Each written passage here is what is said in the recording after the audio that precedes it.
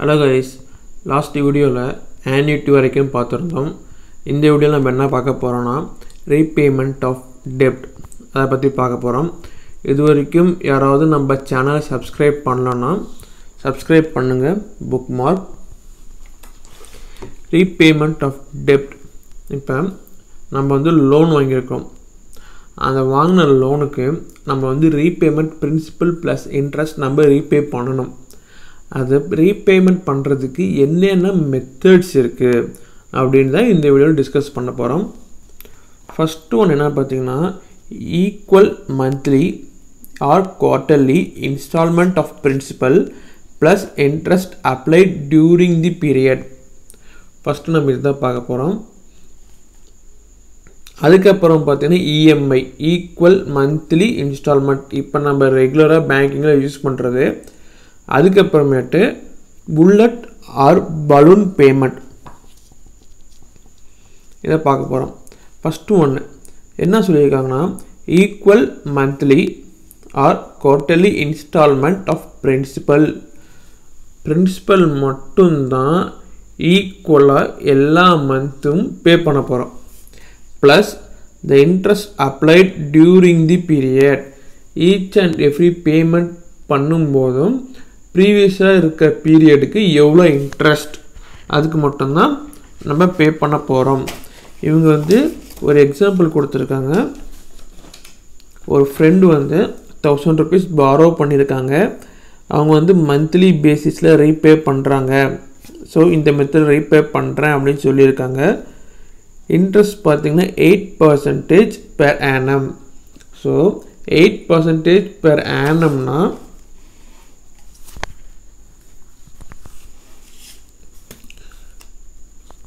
8% per annum நம்ம per month convert பண்ணும்போது பாத்தீங்கன்னா 8 divided by 12 0.667% per annum நம்ம பண்ண போறோம்.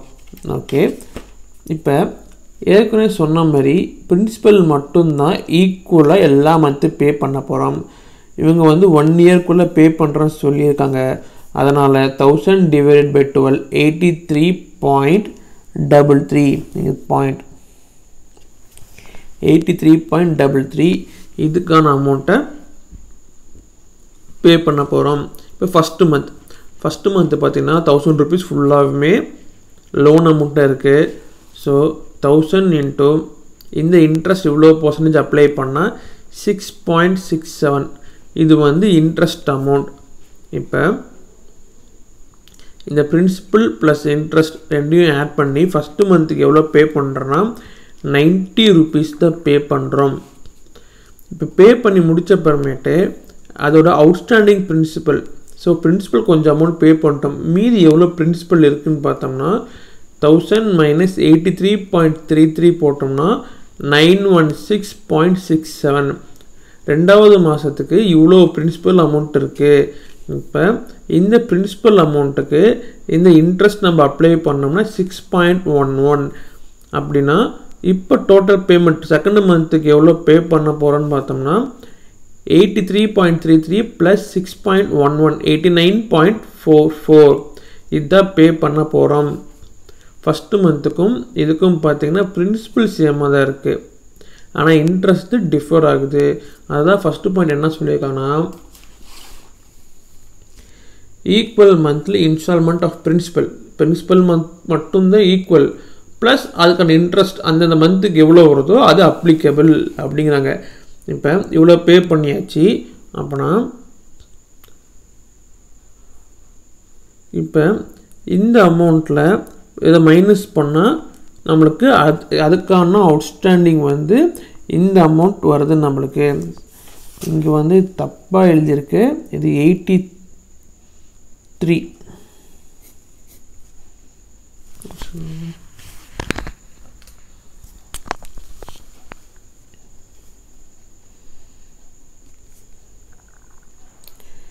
83.33 ரெண்டாவது மாசம் அவுட்ஸ்டாண்டிங் பாத்தீங்கன்னா 83.34 இந்த மாதிரி 1 இயருக்கு ஃபுல்லா சால்வ் பண்றோம்.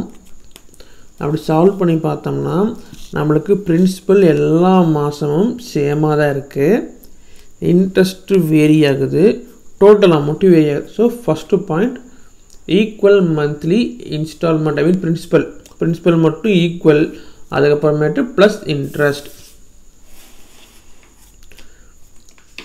இப்போ ஒரு சில பேர் என்ன சொல்கிறாங்கன்னா, என்னால் இந்த மாதிரி ரீபேமெண்ட் பண்ண முடியாது, ஏன்னா ஸ்டார்டிங்கில் வந்து அதிகமாக பே பண்ணுற மாதிரி இருக்குது, கடைசியில் போக போக கம்மியாக பே பண்ணுற மாதிரி இருக்குது, என்னால் இந்த மாதிரி வேரியேஷனாக எவ்ரி மந்த்து பே பண்ண முடியாது, நான் வந்து ஒரு சேலரி பர்சன், சம்பளம் வாங்குகிறேன் நான், இல்லை என்னால் வந்து கான்ஸ்டண்ட்டாக தான் ஒரு அமௌண்ட்டு தான் எவ்ரி மந்த் கட்ட முடியும், அந்த மாதிரி தான் எனக்கு பிளான் வேணும் அப்படின்னு சொல்லி கேட்டதுனால ஃபார்ம் ஆனதை இஎம்ஐ ஈக்குவல் மந்த்லி இல்லைனா quarterly instalment covering both principal and interest. இப்போ இந்த இஎம்ஐ வந்து இந்த இது நம்ம பேங்கிங்கில் மேக்ஸிமம் யூஸ் பண்ணிகிட்ருக்கோம். அதாவது நம்ம வந்து எவ்ரி மந்த் ஒரு அமௌண்ட் பே பண்ணுறோம், அந்த அமௌண்ட்டு பிரின்சிபல் ப்ளஸ் இன்ட்ரெஸ்ட் ரெண்டும் சேர்ந்து பண்ணுறோம். இங்கே வந்து பார்த்திங்கன்னா இதில் பிரின்சிபல் சேமாக இருக்குது, ஐ மீன் டுவர்ட்ஸ் டோட்டல் பேமெண்ட் வந்து டிஃபர் ஆகுது. ஆனால் இந்த இடத்துல என்னென்னா இந்த டோட்டல் பேமெண்ட் பண்ணுற இடத்துல சேமாக இருக்கும், இது ரெண்டும் டிஃபர் ஆகும் அப்படிங்கிறாங்க. இங்கே கொடுத்துருக்காங்க பாருங்களேன். இதோட எக்ஸாம்பிள் பார்க்குறோம், அதுக்கு முன்னாடி உங்களுக்கு அந்த டேபிள் மட்டும் காட்டுறேன். இஎம்ஐ எவ்ரி மந்த்து லோனுக்கு பே பண்ணுற அமௌண்ட்டு சேம், ஓகேங்களா. ஆனால் அதுக்கு இன்ட்ரெஸ்ட் பார்த்திங்கன்னா இன்ட்ரெஸ்ட்டு வேரி ஆகுது, அப்புறம் பார்த்திங்கன்னா பேலன்ஸ் பிரின்சிபலும் வேரி ஆகுது. ஸோ இந்த இடத்துல என்னென்னா மாதம் மாதம் லோனுக்குன்னு கட்டுற அமௌண்ட் டியூ வந்து எல்லா மந்த்தும் ஃபிக்ஸ்டாக இருக்கும். இதில் வந்து அந்த மாதிரி டியூ வந்து ஃபிக்ஸ்டாக இருக்காது. இஎம்ஐயில் வந்து நம்ம கட்டுற டியூ வந்து எல்லா மந்த்துமே ஃபிக்ஸ்டு டியூவாக தான், ஃபிக்ஸ்டு அமௌண்ட்டாக தான் இருக்கும். ஓகே, இது இஎம்ஐ கால்குலேட் பண்ணுறதுக்கு ஃபார்முலா இருக்குது. இதுதான் அதோட formula. EMI P into R into 1+r whole power n divide by 1+r whole power n minus 1. இதில் பிங்கிறது principal, R rate of interest, n வந்து நம்பர் ஆஃப் பீரியட். இப்போ ஹவுசிங் லோன், ஃபார் எக்ஸாம்பிள் ஒரு housing loan எடுத்துருக்காங்க 10 லட்ச ரூபா. So இதுதான் B. Interest 10.5%, interest 10.5%னா என்ன பண்ணணும்னா இஎம்ஐனா மந்த்லி இதை நம்ம கால்குலேட் பண்ணுறோம். ஸோ 10.5 டிவைட் பை 12%, இதை கால்குலேட் பண்ணோம்னு வச்சுக்கோங்களேன். இந்த பர்சன்டேஜில் நம்ம இன்க்ளூட் பண்ணி போட்டால் நமக்கு இந்த அமௌண்ட் வருது. அது பார்த்தீங்கன்னா 10.5 டிவைட் பை 12 டிவைட் பை 100, பர்சன்டேஜ்னால டிவைட் பை 100. ஸோ இதுக்கான இன்ட்ரெஸ்ட் எவ்வளோ கிடைச்சிருது. அதே மாதிரி n வந்து 15 இயர்ஸ், மொத்தம் மந்த்லினால 15 × 12 180. இப்போ இந்த ஃபார்முலா சப்ஸ்டியூட் பண்ணுறோம்னு வச்சுக்கோங்களேன். பி வந்து 10 lakh, ரேட் ஆஃப் இன்ட்ரெஸ்ட் இந்த அமௌண்ட்டு. ஸோ இதுக்கான ஃபார்முலா இப்போ சப்ஸ்டியூட் பண்ணுறோம். இப்போ என்ன ஒன்றா இந்த பவர் 180 இவ்வளோ பெருசாக இருக்குது, இது எப்படி சால்வ் பண்ணுறது, ரொம்ப கஷ்டமாக இருக்குது அப்படின்னு நினைப்பீங்க. இதை மட்டும் எப்படி சால்வ் பண்ணுறதுன்னு சொல்லிட்டு இங்கே நான் வந்து மென்ஷன் பண்ணியிருக்கேன். இப்போ இந்த 180 வந்து எப்படி எழுதலாம், 15 × 12 எழுதலாம், ஓகேங்களா. 15 × 12 என்ன வரும், 180. ஓகே, இப்போ இது என்ன பண்ணுறேன்னா 15 × 12 180னா நான் இப்போ இப்படி எழுதிக்கிறேன், ரெண்டு சேம் தான். ஸோ 15 × 12னால ஒன்று தான், 180னால ஒன்று தான். இது என்ன பண்ணுறோன்னா இந்த வேல்யூவை ஃபஸ்ட்டு பவர் 15 வரைக்கும் கண்டுபிடிக்கிறேன், ஓகேங்களா. அப்புறமேட்டு இதுக்கு வர வேல்யூவை அகெயின் நான் 12 டைம்ஸ் பவர் பண்ணுறேன். ஸோ ரெண்டுமே சேம் தான். 15 × 12 இப்படியும் பண்ணலாம். இதை நான் எப்படின்னு சொல்லி இப்போ காட்டுறேன் உங்களுக்கு.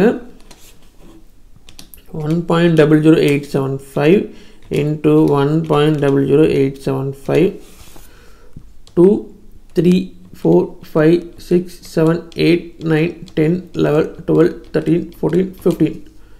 So 1.139. ஸோ இதோ ஒன்று மிஸ் ஆகுது. ஸோ அகைன் ட்ரை பண்ணுவோம். 1.00875 into 1.00875 875 2 3 4 5 6 7 8 9 10 11 12 13 14 15 இப்போ வந்து 96 வந்து 1.1396. ஸோ இப்போ இந்த 4 டெசிமல் மட்டும் எடுத்துக்கிட்டோம். எதுக்கு அகைன் நம்ம பவர் 12 வரைக்கும் 0.1396 to 1.1396 2 3 4 5 6 7 8 9 10 11 12 கிடச்சிருச்சு. So 4 decimal. ஸோ இந்த வேல்யூ மேலே எழுதிக்கிறோம் -1. இப்போ நம்மளுக்கு பார்த்திங்கன்னா -1 பண்ணாமல் இந்த அமௌண்ட் கிடைக்கிது. இப்போ 4.7976 divided by 3.7976 equal to இந்த அமௌண்ட் கிடைக்கிது இன்ட்டு 0.00875 இன்ட்டு 1. ஸோ 11054.08 வந்திருக்கு.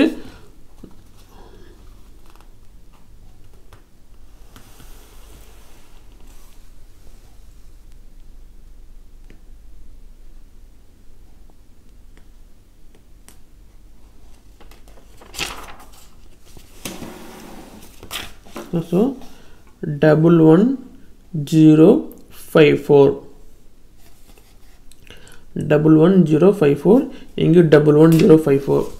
ஸோ நம்மளுக்கு வந்து இஎம்ஐ வந்து பவர் வந்து இந்த மாதிரி பெருசாக இருந்துச்சுன்னா நம்ம வந்து ரொம்ப டிஃபிகல்ட் ஒன்று ஃபீல் பண்ண வேணாம். இதை வந்து நம்ம எல்சிஎம் யூஸ் பண்ணி ஸ்ப்ளிட் பண்ணிவிட்டு எப்படி பிரேக் பண்ண முடியுமோ அப்படி பிரேக் பண்ணிட்டு இந்த மாதிரி ஃபஸ்ட்டு இதுக்கு ஒரு வேல்யூவும் அதை கண்டுபிடிச்ச அப்புறமேட்டு அதை வச்சு இன்னொரு வேல்யூ கண்டுபிடிச்சா நம்ம ஈஸியாக கண்டுபிடிச்சலாம். ஸோ இதுதான் வந்து இஎம்ஐ. இதுதான் இஎம்ஐயோட ஃபார்முலா. ஓகே, அப்போ ஒன் மோர் சம் பார்ப்போம். இந்த இதில் பார்த்தீங்கன்னா ஃபார்முலா கிளியராக கொடுத்து சால்வ் பண்ணியிருக்காங்க.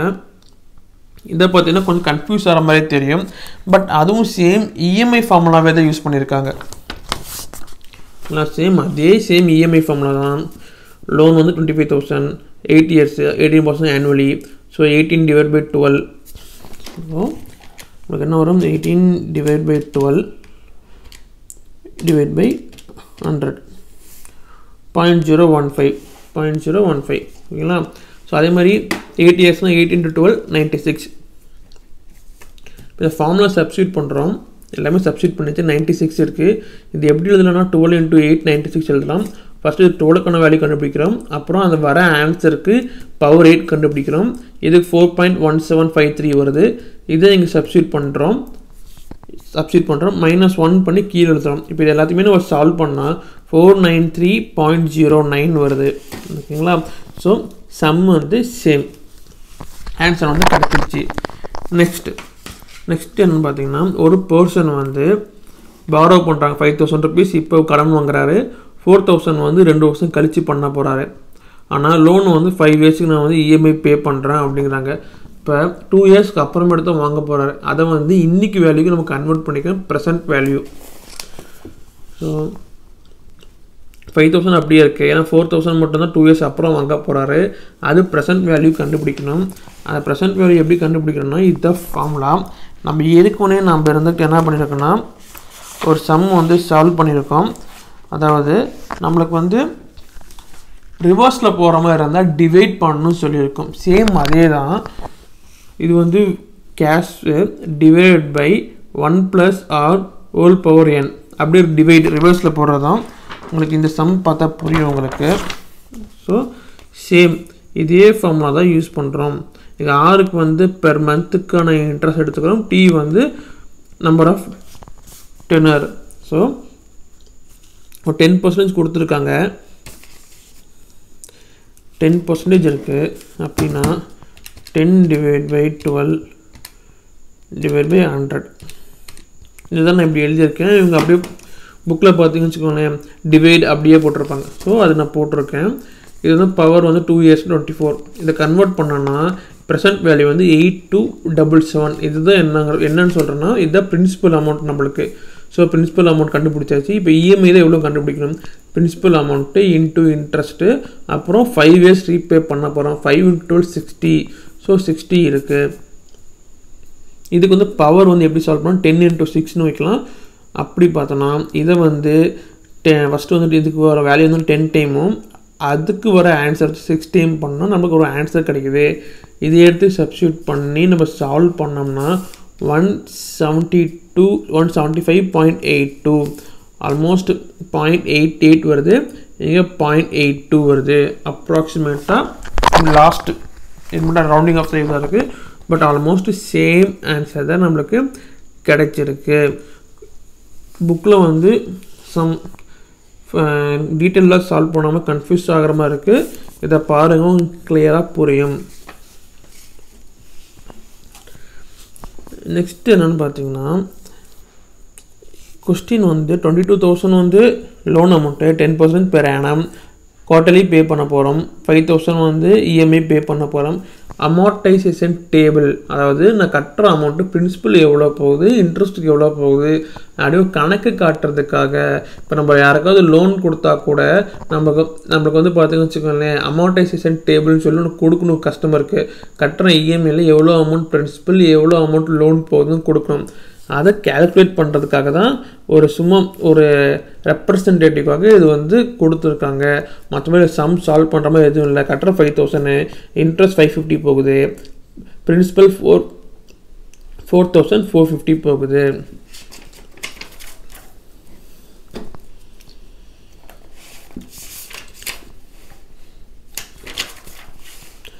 நெக்ஸ்ட்டு வந்து bullet or balloon repayment under which entire loan amount is repaid. இப்போ என்ன பண்ணுறோன்னா லோன் வாங்கியாச்சு, அதுக்கு நான் எதுவுமே நான் பே பண்ணல. ஒரு 5 வருஷம் கழிச்சு நான் லோன் கட்டி முடிக்கிறேன்னு சொல்லியிருக்கேன். 5 வருஷத்துக்கு அப்புறமேட்டு காம்பவுண்டிங் இன்ட்ரெஸ்ட் போட்டு பிரின்சிபல் ப்ளஸ் இன்ட்ரெஸ்ட் மொத்தமாக சேர்த்து கட்டுறது புல்லட் ஆர் பலூன் ரீபேமெண்ட். இதுலேயே ஒன் மோர் ஆப்ஷன் இருக்குது. அதாவது என்னென்னா பிரின்சிபல் அமௌண்ட் கட்டவே மாட்டேன். நான் எப்போயுமே பிரின்சிபல் அமௌண்ட் கட்ட மாட்டேன். மாதம் இன்ட்ரெஸ்ட்டை மட்டும் கட்டிகிட்டே இருக்கேன். 5 வருஷம் லோன் பீரியட் வச்சுக்கோங்களேன். 5 வருஷத்துக்கு இன்ட்ரெஸ்ட் மட்டும் கட்டுறேன்.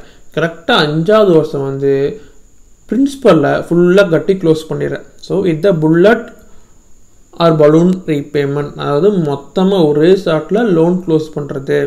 இதில் சிங்கிங் ஃபண்ட் சொல்லிட்டு ஒன்று சொல்கிறாங்க. என்னன்னா சிங்கிங் ஃபண்ட்னா என்னென்னா, இப்போ வந்து நான் ஒரு 10 lakhs வந்து லோன் எடுத்துருக்கேன்னு வச்சுக்கோங்களேன். ஒரு 5 வருஷம் நான் வந்து ரீபே பண்ணணும். நான் ஓகே 5 வருஷம் நான் ரீபே பண்ணணும். நான் என்ன பண்ணுறேன்னா எவ்ரி மந்த் வந்து நான் இன்ட்ரெஸ்ட்டை மட்டும் நான் கட்டிகிட்டே இருக்கேன். மீதி நான் அந்த 5 years கழிச்சு நான் பல்காக அந்த 10 lakhs நான் கட்டணும்ல, அது எவ்ரி மந்த்து கொஞ்சம் கொஞ்சமாக நான் ஆர்டியோ இல்லை வேறு எங்கேயாவது இன்வெஸ்ட்மெண்ட்டோ பண்ணி வைக்கிறேன். நான் அந்த பண்ண அமௌண்ட்டை நான் எடுத்து இந்த லோனை க்ளோஸ் பண்ணுறேன். ஸோ இது சிங்கிங் ஃபண்ட் அப்படிங்கிறாங்க. இதோ ஃப்யூச்சரில் எனக்கு ஒரு அமௌண்ட் தேவை, லோன் க்ளோஸ் பண்ணுறது ஏதோ ஒரு பர்பஸ்க்கு ஃப்யூச்சருக்கு அமௌண்ட் தேவை. நான் என்ன பண்ணுறேன்னா இன்னிலேருந்து கொஞ்சம் கொஞ்சமாக அமௌண்ட்டை சேர்த்து வைக்கிறேன். இந்த சிங்கிங் ஃபண்டுங்கிறாங்க. இதை வேறு எங்கெல்லாம் யூஸ் ஆகும் பார்த்தீங்கன்னு வச்சுக்கோங்களேன். To buy new equipment. இப்போ என்ன எக்ஸாம்பிள் சொல்லணும்னா, ஒரு கார் வாங்கியிருக்கீங்க, அது 10 வருஷம் கார் வந்து சூப்பராக ஓடும்னு வச்சுக்கோங்களேன். 10 வருஷம் கழிச்சு புது கார் வேணும், ஒரு 10 லட்ச ரூபா வச்சுக்கோம். அப்போ வந்து 10 லட்ச ரூபா இப்போ கஷ்டம். அதுக்கு என்ன பண்ணுறேன்னா எவ்ரி இயர் நான் 1 lakh அப்படின்னு சொல்லி சேர்த்து வச்சுக்கிட்டே இருக்கேன். 10வது வருஷம் அந்த கார் வந்து வீணாக போயிடுச்சு, பழைய காரு, நான் புது கார் வாங்கணும். ஸோ சேர்த்து வச்ச அமௌண்ட் வந்து அப்படியே இன்வெஸ்ட் பண்ணி கார் வாங்குறேன். அதான் சிங்கிங் ஃபண்ட். என்னென்னா மாதம் சேர்த்து வைக்கிறேன். பார்த்தீங்களா, ஏதோ ஒரு பொருள் வாங்கணும், அதை மாதம் சேர்த்து வச்சு அந்த ஃபுல் அமௌண்ட் வந்த அப்புறமேட்டு கொடுத்து வாங்குறோம். பார்த்தீங்களா, அதை தான் சிங்கிங் ஃபண்டுங்கிறாங்க. ஸோ ஃபார் நம்ம பார்த்தோன்னா மொத்தமே 3 பிரின்சிபல் மட்டும் ஈக்குவலாக இருக்கும் எவ்ரி மந்த்து.